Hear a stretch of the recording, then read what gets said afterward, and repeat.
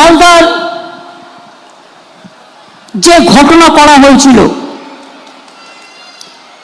জাজদের attack করা হয়েছিল,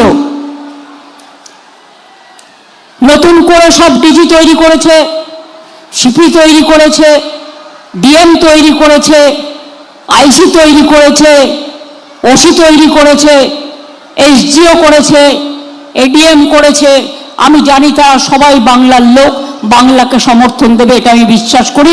বিজেপির কথায় কান না দিয়ে মানুষের সঙ্গে কাজ করবেন।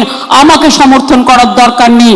মানুষ যাতে শান্তিপূর্ণভাবে ভোট করতে পারে, দাঙ্গা যাতে না হয়, মানি লন্ডারিং যাতে না হয়, আর্মস যাতে না ঢোকে, ড্রাগস যাতে না ঢোকে।